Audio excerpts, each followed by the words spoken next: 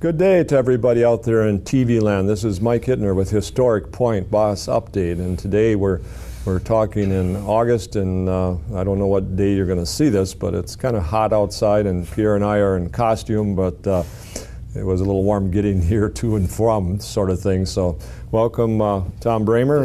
Thank you. And Tom was absent with leave last time. He was up north, I think, up with the family. Yeah, last couple times I haven't been here. A couple of weeks up north there, so he had a good time of vacation with his family, so welcome back. Thank you. And today we want to talk about probably 3 or 4 things. I think first thing is our Harvest Fair, which is on Saturday, September 14th from 10 to 5, and that's at Historic Point Basse site. We're going to have the usual corn grinding and the different activities. All the buildings will be open. The blacksmith, my understanding, will be there. I talked to him the other day, so he'll be there. And another nice event, since it's Harvest Fair, we'll be making apple cider. We've got our own apple press, and we've got, we picked some Monday. Tom and I and a number of our volunteers were there Monday, and I think we spent about an hour picking apples because there was a lot of apples. We got 4 bushels on just the one tree. One tree. Yeah. And then we've got some trees on the other side. These were the early apples, so we picked those because otherwise we wait to the event, there won't be any left. They'll be gone. So we're going to do a little apple pressing, so some apple cider there for you folks like to try a little home-pressed apple cider. And then the Giese family will be there. And Giese family, since Al has been involved years and years ago, and now with his son Jim and their families, come out and make sauerkraut. Well, I guess they cutting up and doing the cabbage thing and the salt and the water and a little bit of sugar or flour in it, but it eventually becomes sauerkraut in about 8 weeks or so. And we're the beneficiaries of that because we usually have a 5-gallon pail made up and we serve it at our winter feast in February. So whenever you come to winter feast and enjoy some good old sauerkraut, whether it's mixed with carrots or caraway or just plain or whatever way we serve it, it comes out of this Harvest Fair. For the Giese family come down. Normally they make about, I think, around 70, 80 gallons. Jim said this year they're going to make half there and half some other time because it gets to be quite a production, as we well know. He comes with a trailer full of these cabbages from Black Creek or someplace up there, and those things are probably like 20 pounds or something a head. And he goes through a whole trailer full of those things. And so we help a little bit, but little is the preemptive word here because I go over there and tamp it down a little bit and talk a little bit. And of course the Giese family is nice enough to come out and do this as an event, making their sauerkraut.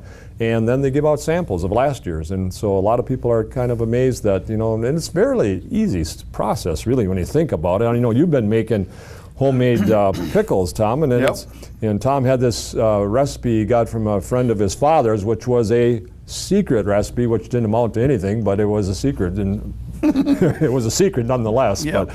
And I've made sauerkraut, but as my kids got older, they kind of shied away from helping me, so we don't do it anymore. But well, this is a good opportunity for people to come out and see some of these old-time things that they probably remember from either their parents or their grandparents doing. Yeah. And we carry on that tradition, of course, because the Wakeleys lived in the era when you did that. There was no store to go shopping to get your sauerkraut or your apple cider or anything like that. And those are the sort of things, especially the sauerkraut, that they could store and keep in crocks and everything through the winter and probably into the spring. Some of maybe their vitamin C came from that in spring when there was nothing else hardly available that was green or anything close to green. So I think it's a good opportunity to come on out. And of course the trader's cabin will be open and the house will be open and interpreted. And I talked to Stella this morning, our house mother, and she said that she's borrowed some nice quilts, for kind of antique quilts for people to look at in the house. Yeah. So they'll be able to go upstairs and she'll have a lot of those displayed up there. So they'll get an opportunity to see some of these great looking homemade quilts. I think she's going to be making some apple butter during the day. She was telling me last night. And we should have farm animals. Oh, great. A couple anyway, not a lot, but we need to have a little flavor. Flavor in the barn there, yes. And our potter should be there. Yes. Talked to her yesterday also, because we have our new warehouse that's going to be her temporary home when she's there, because we only have pottery 2 to 3 times a year at the most. And so we can't dedicate a building to it, but she will take up residence in the warehouse and so she's going to be the first time that she'll be. It'll be a great opportunity to see the warehouse now. Oh, yeah. Just in this last week, the floor, maple floor, which was donated by Ken and Linda Ham, the maple, rough cut maple was put in. Oh, yeah, beautiful. And it looks beautiful. And the doors are made of a bi-swing door, a maple door for that. And the warehouse is, other than chinking, some rock work around the foundation and some filler and stuff we have to do, and some of the logs are rotted, I'd say 90% complete. So it's kind of nice. You can get a chance to see it. A lot of you have seen it maybe at festival, or maybe at Whodunit or some other events there, and it was partially done, or the roof wasn't done, or now it's about 90% complete. Certainly the last 10% is going to make it look like 50% better, but because that chinking, we've got a lot of separation between the logs. This was a barn we took down the other side of City Point, the Southseas residents out there. They have a cranberry marsh, and this was an old horse barn, and we took it down, numbered it like we usually do, and put it up. And of course, as you put it up, and as were the cabin, we found out there's some little rot here and a little rot there, and so it changes a little in configuration as we work on it. So it's turned out really cool, though. I'm very impressed, and not because we worked on it, but the way it's turned out. And the process for us, we always say it's going to be done in the fall, and folks, unfortunately, won't be done this fall. No. We were going to hoping, fingers crossed, maybe for dedication this harvest fair, but next harvest fair, we need the chinking done to make it look good, and the foundation, the rocks put around it, and that sort of thing, and a few touches here and there, and maybe a couple of shelves and barrels and a few etc. things that have to go inside it to make it look like a warehouse. And the Wakeleys had the warehouse on the river, and that's why we're recreating it. So hopefully, September of 2014, I think at our harvest fair, that'll be probably a great opportunity to dedicate it and have hopefully the Osowski family over to cut a ribbon, and the Hams there, and probably Don Matthews, a couple of our workers to cut something. Those people that were instrumental in getting it up. Certainly, it includes many more people in that, but we have usually a facsimile. A few people cut it for the rest of us, because it's no sense having 15 up there. And we don't usually use ribbon, folks. We use twine, because twine is very apropos for the time and era. And we weren't frilly like that down at Historic Point Basse, though the girls want to get us that way. But we're cutting twine these days. So that's a big event coming up on Saturday, September 14th, only about 3 weeks away from when we were recording this. And so a good opportunity to come on down, see the site, schoolhouse. I know they've got activities planned in there for usually every time with the kids, and Jackie and her group up there are going to do some marvelous things, and great opportunity to come out. And I think we're talked to Mike Spike a couple weeks ago, and he was hoping to get a couple of vendors there, maybe with some pumpkins and squash and that sort of thing, so you could come on out and maybe take home a couple things there. Locally made honey and maple syrup, too. Oh, great. And Tom, you have something to tell us about a class you have coming up quite soon. Yeah. And about, 10 in it so far? So far, about 10. Yeah, every time you talk about it, you get a couple more usually. Right. We're doing Pioneer Cooking 101. It's a service learning class, and what that is, it's 3 sessions of 3 hours each, where you come and we're going to do fire building and very primitive cooking the first week, and that means like no metal utensils. Then the second week we will do Dutch oven and cast iron cooking and hearth and outside cooking. So that first week, Tom, let me get it straight. Is you going to do more like what the Native Americans did? Yes. You're going to use birch bowls or something like that, or a crock? Not even a crock. We'll be roasting over the fire a lot, or on hot rocks. Are you going to do that thing where you show boiling the water with putting the rocks in? Yep. That's always kind of intriguing, isn't it? Yes, it is. And you were surprised yourself the first time how quick it did. I did it at home a year ago when we did the first class, and I think it was 5 minutes.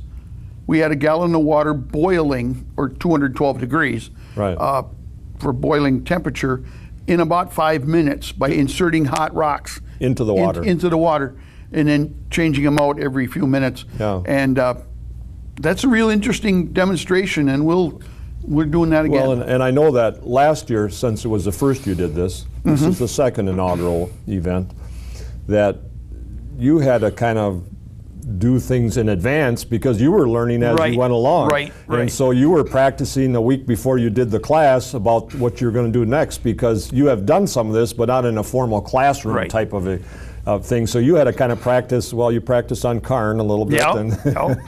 We're going to practice this year on the. Now, is it the 8th? It's the Sunday before the 10th. Yeah, it would be the 8th. Mm-hmm. We're having a meeting at my house with the staff, and we're going to do some things, because we're going to do a few things you learn every time you do this stuff, that this didn't really work out as well as a presentation. Mm-hmm. So we're going to kind of work on making sure that we get some new things and things that will work really well. Now, who do you have, Tom, working with you on staff? I've got Jackie Urbans, Joe Greco, Mary Crump, and Ted Orgish so far. Dave Schmidt. Dave Schmidt, yes, I forgot. Yeah. Dave is coming that first week to do a earth oven. Those that come to the class, they'll get it. They'll get the full thing. He does a really nice job. And the beauty of it is, after each class, and especially after your final graduation type class, there's something to eat usually every time. So you get fed besides. And you pay $5. Well, it's $15 for the class. That covers all 3 weeks. $5 per session. Right. And then the last one is, the third one is cooking in the Wakely House on the 1858 stove. Mm-hmm. And that's really interesting. And it does take the 3 hours. By the time we get it up and hot, and you bake some bread and you bake some cookies and you make something on top, we do waffles. Mm-hmm. We have an antique waffle maker, and that works really well. Mm-hmm. And so we'll do that. And then the fourth week is the graduation potluck. Okay. And you bring the ingredients. We have some cast iron stuff there. If you have some at home, you can bring it too. And you decide the week, on the end of the third week, we let them sign up for, all right, I'm going to make stew, I'm going to make lasagna, I'm going to bake bread, I'm going to bake fish, I'm going to do this, and how you're going to do it, so that we have all the members of the class have an opportunity to show their skill. Now, is this, Tom, this class come as a offshoot of this cast iron cookery, or was it one of the MOMSI classes? One of the MOMSI classes down in Dayton. We talked to, what's his name down there? You know what I mean? Yes. I can't think of it. Anyway, one of the administrators of the historic site at Dayton, Ohio, they do service learning classes all the time, with driving oxen and driving horses and canning and just all kinds of stuff. And part of the deal that he was really pushing is that in addition to the money, which covers the expense, yes, you also owe us 15 hours of volunteer time at the site. Right. Now, that could be taking tickets, it could be doing carpentry, it could be doing some interpretation. There's 1,000 ways that you can put in 15 hours in a year down at the site. Sure. And so far, we've had no problem with folks coming down. I can't think of a person from last year's class that did not fulfill their 15 hours. No, much over even. What type of person would enjoy this, Tom? I mean, is there any special type of person, or is it just a person that's interested in, like, person that might be interested in? I think most of them are mostly interested in the second class, the Dutch oven cooking, the kind of thing you could do when you're camping with your family or in your backyard, or because that is really there's a real interest in that in the public. Also, learning how to do the primitive cooking or on the stove is kind of intriguing to learn. And actually, the stove one is where we try and get people recruited to work in the house. Right. Not that they have to be there every time we're open, but so that we have a base of volunteers that could come in and be reasonably familiar with the site, so that if we needed to bake bread or do something as a demonstration, that they would be more than qualified for that. And maybe our blacksmith, Tracy Rice, who is looking at some classes this fall, maybe we'll incorporate some of that service element into his classes too, which would be nice. So I think so. He's looking at teaching some blacksmithing this fall. He's had some requests for the last couple of years. In fact, he did some 2 years ago, I think, or maybe 3 years ago, and now he's had some more interest, and some people some people that actually participate at the site, and some others that are interested in some basic blacksmithing 101. Yeah, I talked to him yesterday, and he was starting to work on and as primitive as you and I look, now you guys are even on Facebook. Oh, yes. They said they're going to put that on Facebook about the cooking class and the blacksmith class, and here we're talking about technologies that the Wakeleys wouldn't have even conceived of. High tech, low tech, and no tech. And no tech, and then we're basically no tech. No tech is correct, yeah. But I'm very, very glad that we have volunteers who will help publicize us any way we can to the public. I mean, I'm not telling you that we're grassroots, but to the folks, I mean, we get, other than donations from some foundations and some public people, we don't get anything like state of Wisconsin or Wood County or whatever. I mean, we don't even ask. Yeah, we don't want to. Yeah, we're a private nonprofit, and so we take in the money that we earn, or from our events, or from, like Tom was saying, sometimes a grant or Meadwitter Foundation or something over the years. Alexander's, some people like that encourage, has over the years given us some money. But other than that, basically we're self-funded. So the beauty of it is, like Tom was saying, we didn't want county money or state money because there's always what we feel like is strings attached. Well, and all of a sudden the numbers go down, and all of a sudden they say, well, we got to get rid of 3 people or 4 people. We're all volunteers, so they don't have to worry about that. There's no paid staff. We don't have to worry about that. And that's probably how we can kind of, in today's world, stay under the radar. Now, I did read something in a state historical publication, or what it was, but that Old World and Circus World both were about 25–30% above last year. Now, a couple of factors come into this. Last year was hotter than a pistol. Yeah. So maybe it was really hot and people just didn't want to go any place but water parks or something like that.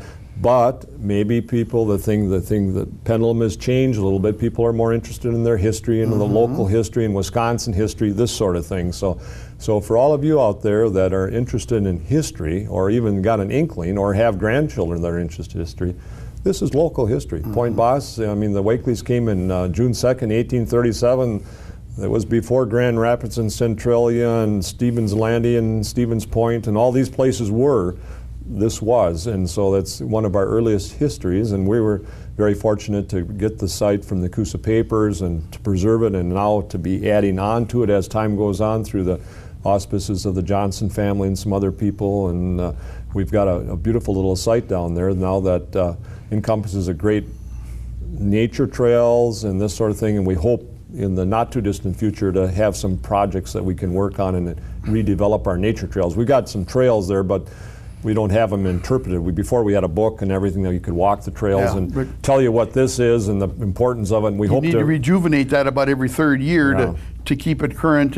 Well, I think some of our problem in the past was we had some boardwalks, and that was always maintenance heaven because I don't necessarily think it was heaven. It was the other one. The other where we aren't. The other ancient one. Yes. But it was too hard to maintain and keep up, and so that it kind of fell by the wayside, and we hope to rejuvenate that.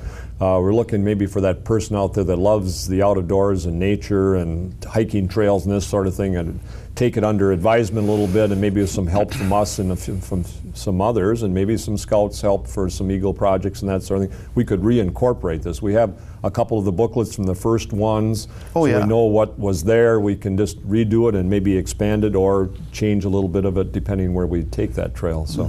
So a lot of good things happening down there. The cooking class, and it starts the 10th of September. If they call me at 715-424-1656, I'll sign you up. Okay. And we've got about 3 or 4 spots left. Okay. That we can do. We said we would take 10, and we've kind of expanded that to about 12. Yeah. So what did you have last year, about 12 or so? About that. A couple of times in the middle of the thing, we had some extra folks come who couldn't come the whole time, could only come for 1 or 2 classes. And so we kind of let it, flow and back and forth. We don't ever want to say no to anybody, but we do have to try and keep it to the point that we can, everybody gets a chance to participate and to learn. Right. If you got too many hands there, then it's hard to all get your chance. And you and I and the public out here that's watching today probably has been in some of those things where they just had it oversubscribed, and after a while, all you did is sit and look. Yeah. And you didn't really get, this is hands-on. We want you to get a little dirty and lift up that cast iron, feel the weight of it and everything. And if you need a heavier one, Tom's got one he got from a gift from his daughter that's really heavy. If you fill it with anything at all, it's going to be about 60, 70 pounds. So 3 men and a boy. So take advantage of the cooking class if you're interested. It'll be on 4 Tuesdays in September. Right. And it's starting on the 10th. And it's what time in the evening do you meet? 5 until 8. 5 until 8 p.m. So it's kind of a nice time. It's cooling down that time. And of course, as we think about September, it's cooler than we're looking out today at about probably 94, 95. So should be nice weather. I know last year you had some nice weather for that. And, yes, we did. And some of it's outdoors, some of it's indoors. You got a little mix there, so it's back and forth.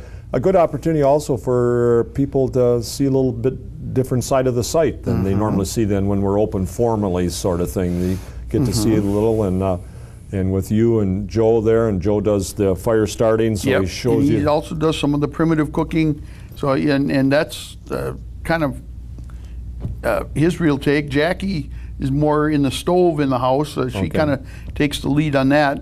So it's and then you're the in between the cast iron. Yeah, and my son Mark will be up again to work with that because he's quite a cast iron cooker, and so it's we try and incorporate other people into this. Well, what's kind of nice, there's one of your teachers too, Mark.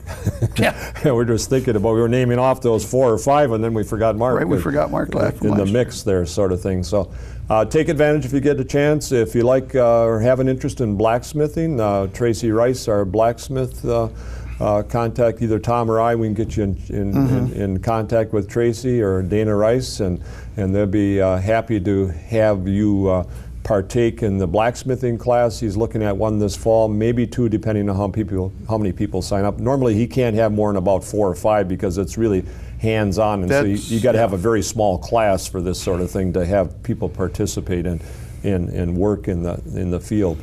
So we look forward to that, and also remember our Harvest Fair, September 14th, which is a Saturday from 10 to 5 at Historic Point Basse site.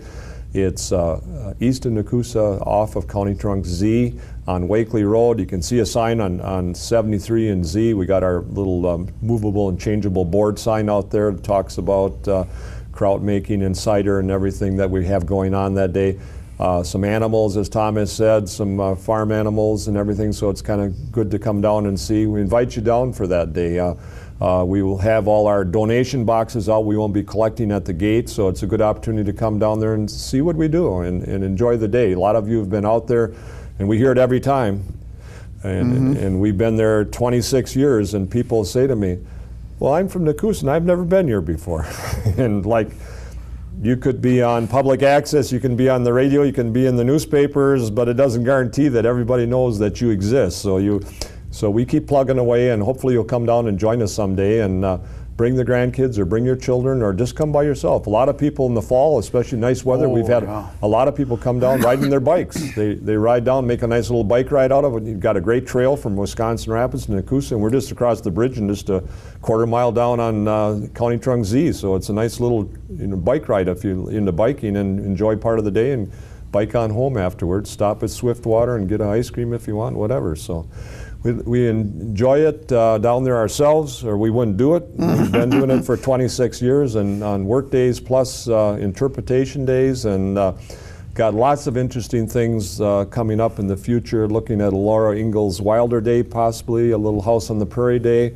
Another group might come in, a Trekkers, National Trekkers organization might come in and do something on a weekend. So we're looking at spicing it up a little bit, and some different events coming up in the near future. So come on down, and thanks, Tom, for joining me today. My pleasure. Yeah.